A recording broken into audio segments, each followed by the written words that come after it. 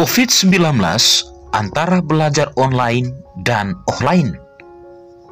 Atau saya menyebutnya belajar dari rumah ke rumah, dan dari kampung ke kampung. Sudah 1 tahun lamanya, makhluk berakal budi seantero jagat melawan wabah makhluk kernik bernama COVID-19. Hampir 3 semester manusia berada pada kecemasan dan harapan.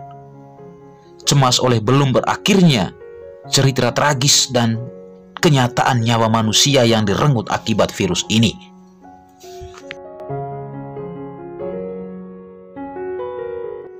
Duka dan tangisan karena kehilangan keluarga dan orang yang disayang akibat wabah ini selalu menjadi cerita pahit selama hampir 3 semester ini. Kehilangan tempat kerja, tergesa-gesa untuk bergerak mencari materi demi menyambung hidup, selalu menjadi cerita nyata yang pahit sejak wabah COVID-19. Di setiap titisan air mata dan di akhir kecemasan selalu menaruh harapan, kelak musibah ini berakhir.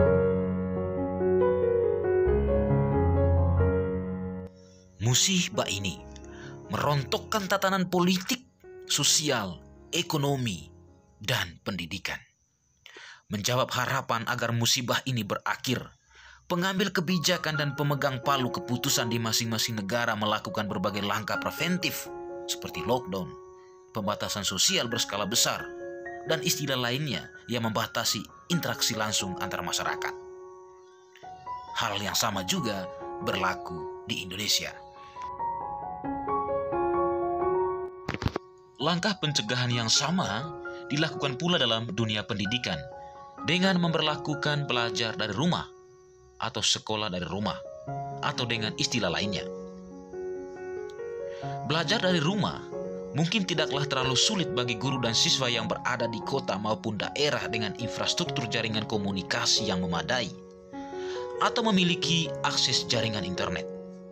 Namun, petaka bagi guru dan siswa yang berada di daerah yang masih jauh dari kemajuan, lebih khusus akses jaringan komunikasi dan internet.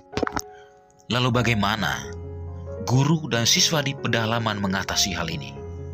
Nonton video ini sampai selesai atau baca artikel lengkapnya di letangmedia.com.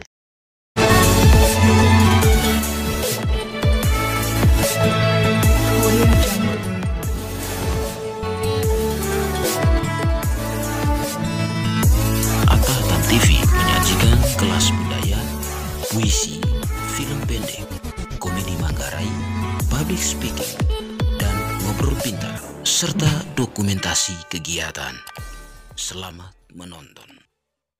Selamat datang kembali di channel Atahatam TV.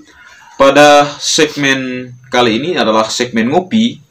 Saya akan menyampaikan beberapa poin pokok dalam artikel saya yang pernah dipublikasikan oleh Letang Media, dan artikel yang mirip dipublikasikan juga di media Cakrawala NTT.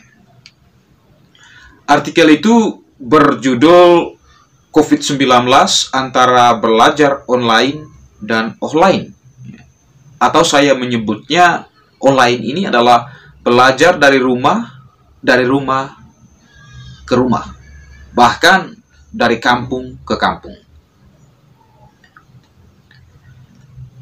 Saat wabah COVID-19 terjadi di Indonesia, berbagai langkah preventif dilakukan. Salah satunya adalah dalam dunia pendidikan diberlakukannya belajar dari rumah. Berbicara belajar dari rumah, maka salah satu andalan utamanya adalah jaringan dan Android.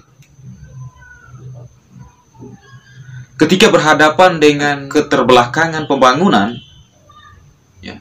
misalnya daerah-daerah pedalaman yang belum tersentuh dengan jaringan dan listrik, maka ini akan menjadi sebuah tantangan dalam dunia pendidikan. Saat ini, berhadapan dengan persoalan belum meratanya pembangunan infrastruktur jaringan, pendidik dan peserta didik berada pada dua pilihan. Bagi siswa, antara masa depan dan keterbatasan jaringan, bahkan tidak ada jaringan. Sementara bagi seorang guru, antara tanggung jawab moral dan profesi. Bahkan bagi orang tua, antara membeli handphone Android atau pulsa data agar anaknya tetap melanjutkan pendidikan di masa pandemi, atau menggunakan rupiahnya untuk memenuhi kebutuhan hidup di tengah harga komoditi yang tidak menentu akibat wabah COVID-19. Berkaitan dengan hal itu, pasti muncul pertanyaan di setiap kepala kita. Bagaimana guru di pedalaman memberikan materi kepada peserta didik? Atau bagaimana peserta didik mendapatkan materi pelajaran? Sejauh ini, berdasarkan cerita, sharing, dan yang saya lihat sendiri juga, bahwa guru-guru mendatangi rumah peserta didik satu persatu dengan jadwal yang telah ditetapkan oleh sekolah. Bersyukur saja bila sekolah berada dekat dengan pemukiman warga atau orang tua murid. Namun tidak sedikit juga guru-guru mendatangi siswa dari satu kampung ke kampung lain dengan jalan kaki, sesuai penyebaran peserta didik. Inilah yang disebut dengan pembelajaran offline, karena caranya berbeda dengan online. Walaupun offline, tetapi tetap memperhatikan protokol kesehatan. Masalah lain sebagai bukti masih belum meratanya pembangunan di Republik ini adalah semisal wilayah atau kampung di mana sekolah itu didirikan dengan bebas mengakses jaringan. Tetapi kampung dari para murid yang ada di sekolah tersebut tidak semua dapat mengakses jaringan. Tidak sedikit yang menghadapi tantangan ini.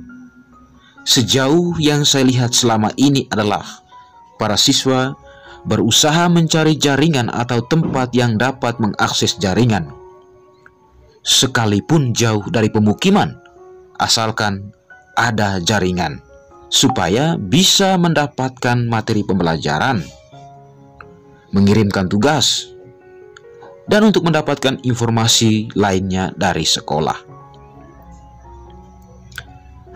Persoalan lainnya adalah masalah ekonomi dan kemampuan siswa untuk mengoperasikan gadget. Di wilayah tertentu, jaringan komunikasi dan internetnya dapat diakses secara bebas. Namun oleh persoalan alasan ekonomi, tidak semua orang memiliki handphone. Dan tidak semua peserta didik juga dapat mengoperasikan gadget.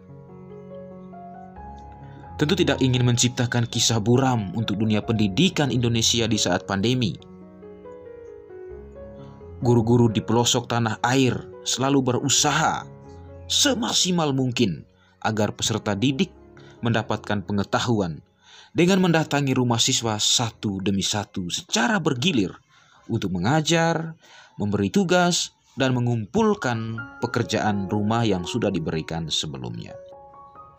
Masih banyak bukti lain yang menegaskan masih banyak atau daerah yang butuh perhatian pemerintah secara serius. Bila sebelum COVID-19, pemerataan pembangunan infrastruktur jaringan tidak terlalu penting mungkin, maka saat ini pemerataan akses jaringan untuk semua warga menjadi keharusan dan atau hak warga negara untuk segera dipenuhi.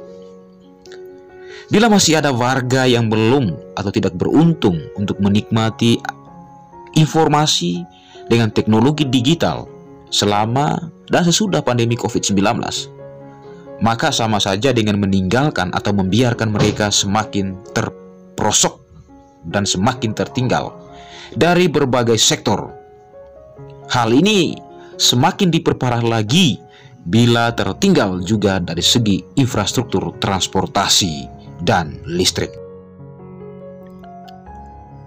Kita akui, pemerintah tengah meluncurkan berbagai macam nama dan jenis program dengan cita-cita agar meratanya akses jaringan di tanah air dan pembangunan lainnya yang bermuara pada peningkatan ekonomi dan SDM.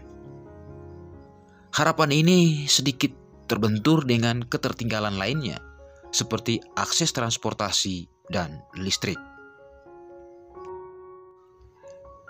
Tidaklah berlebihan bila dikatakan bahwa peningkatan kualitas jalan raya dan membuka isolasi antar daerah, antar kecamatan, antar desa, dan antar kampung adalah jantung dan jalan agar pembangunan lainnya dapat berjalan. Pengandaiannya sederhana saja. Misalnya, pengusaha atau negara ingin membangun pemancar jaringan atau PLN, pasti membutuhkan akses masuk untuk mengangkut peralatan yang dibutuhkan. Atau petani dan pengusaha tidak mungkin selalu mengandalkan tenaga manusia untuk menjual dan membeli hasil bumi dalam jumlah yang banyak. Karena itu, ketertinggalan infrastruktur transportasi multidampak dan menghambat pembangunan lainnya. Tidaklah berlebihan juga bila dikatakan bahwa keterbelakangan pembangunan itu seperti mata rantai. Dijelaskan seperti ini: jalan raya dan membuka akses antar daerah, antar kecamatan, antar desa, dan antar kampung agar saling terhubung. Maka berlahan-lahan ada peningkatan ekonomi dan pembangunan lainnya bisa masuk atau terrealisasi. Mulai dari peningkatan SDM dan kemudahan akses informasi. Oleh karena itu, bila ingin membangun sesuatu demi pemerataan pembangunan, terlebih dahulu memperhatikan pembangunan lainnya. Apakah sudah atau belum? Ketika berbicara tentang infrastruktur, saya teringat dengan kalimatnya Presiden Jokowi. Dia katakan seperti ini: infrastruktur bisa berupa jalan desa, jembatan desa, bisa pelabuhan kecil, pelabuhan besar atau bandara, pembangkit listrik, juga komunikasi. Infrastruktur inilah yang akan membawa kita bisa berkompetisi, menang bersaing dengan negara lain. Pernyataan ini saya kutip dari kompas.com tanggal 15 bulan 1 tahun 2019. Berdasarkan pernyataan ini, bolehkah saya sampaikan seperti ini? Bapak Presiden, terima kasih untuk pernyataan ini. Sampai kapan kami menunggu? Sesekali datanglah di pelosok Flores. Masih banyak rakyatmu yang menunggu kue pembangunan, seperti kelayakan infrastruktur, merindukan saling terhubung dengan kampung, desa, dan kecamatan. Masih banyak yang menunggu akses jaringan secara bebas, dan masih banyak yang merindukan listrik. Hal lainnya adalah demi tugas dan tanggung jawab, guru-guru di pedalaman rela datang dari rumah ke rumah, dari kampung ke kampung, walau berjalan kaki demi mencerdaskan tunas-tunas bangsa. Peserta didik pun demikian, rela berada di tempat yang jauh dari pemukiman untuk mendapatkan akses jaringan. Rela datang ke kampung sebelah untuk mengisi daya handphone demi masa depan. Orang tua wajib menyisihkan sebagian pendapatan dari hasil bumi yang dipikul ke pasar karena tidak ada jalan raya, demi membeli handphone Android dan pulsa data agar buah hatinya tetap mengenyam pendidikan di tengah krisis ekonomi keluarga. Bapak Presiden yang terhormat dan pengambil kebijakan, kapankah ketertinggalan ini berlalu? Apakah kami tertinggal atau memang ditinggalkan? Perkenankanlah kami menikmati kue pembangunan itu. Kami di sini selalu berharap. Terima kasih sudah menonton video ini. Kita semua berharap agar virus corona cepat berlalu, sehingga semua kegiatan dapat kembali normal atau kenormalan baru. Diketahui bahwa video ini bukanlah pengaduan tentang realitas yang terjadi di pedalaman, seperti ketertinggalan atau keterbelakangan akses transportasi dan jaringan komunikasi. Tapi ini adalah aspirasi dengan harapan pemerataan pembangunan terrealisasi. Thank you.